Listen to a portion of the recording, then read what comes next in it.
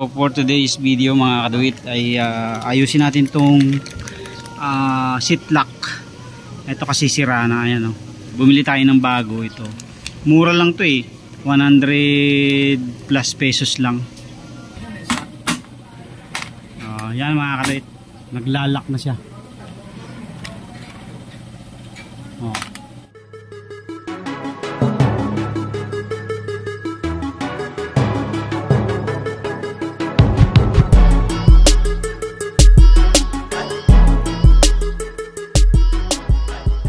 What's up mga kadit, ayan, at since umandar na yung ating wave 125 ay unti-unti na natin kalikutin yung mga dapat kalikutin dyan. So for today's video mga kadit ay ayusin natin tong seat lock. Ito kasi sira na, ayan, oh. Yung dulo nito dati nung kinonvert namin sa undernet, nilagyan namin ng cable papunta doon. So nung pinalitan nung may-ari ng bagong flarings, so natanggal na, nasira na. Kaya ngayon ang gagawin natin, papalitan natin. Nanghihinayan ko kasi makapal yung materialis nito, pero yun nga, wala na yung dulo nito. Pwede sana i-welding. So i-repair na lang natin to pagka nasira yung bagong bili natin. Bumili tayo ng bago ito. Mura lang to eh, 100 plus pesos lang, wala pang 200. So ito yung ikakabit natin. Ayan. So ang nawala sa kanya itong spring. Ayan. Tapos itong dulo na to, ito yung pinapalo nung susian para umangat. Pag kasi nakalak siya ay ganito magiging itsura niya. Ay medyo matigas kasi may spring. So mamaya ikakabit natin. Ikakabit muna natin dito. Ayan, nakaganyan naman yan. Kalasin muna natin to. Tapos ito isalpak natin para naglalak siya. Ayan. Okay, kalasin muna natin. Ayan, baklasin muna natin to. Gis. Ayan.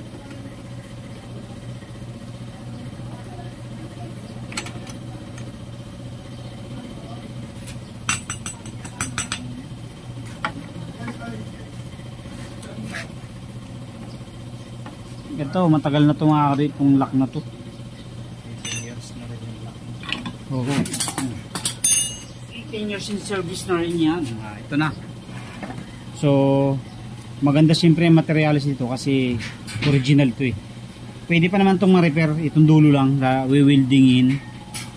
Tapos, susukatin ng ganito. Yan, nawala kasi yun dito, yung carb na to. Kasi pinutulan namin yan bago biniyak, nilagyan ng cable. So ngayon ikakabit natin yan.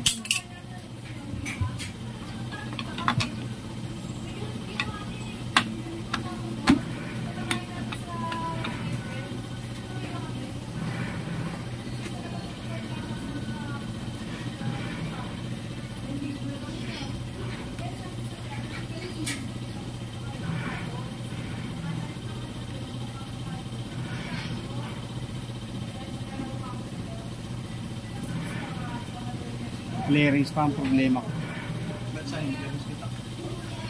Ano na, basag-basag na. Pero kakabit ko lang yung likod lang. Yung unahan, hindi ko na muna ikakabit. Bibili na ako sa December ng isang buo. Isang set. So mabilan na original. 6.5. Dito lang yan, sa 6,000 ito. Hindi kasama to. Nagkambas na naman eh. Yan mga kadit, naglalak na siya.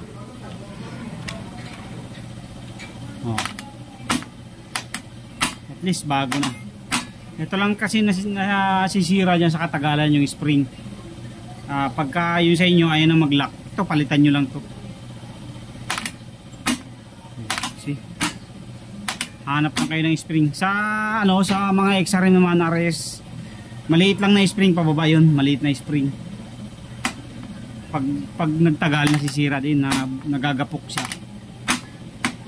Kaya pinapalitan din siya ng spring. Hindi basta-basta nasisira ang susian ng XRM kasi para siyang alloy, mas matibay siya. Spring lang yung papalitan nyo. May nabibili namang spring lang o kaya mga ahoy lang kayo ng mga spring na makikita nyo. So yun mga kadawit, yun na, kapagpalit na tayo ng bagong lock ng ating Wave 125.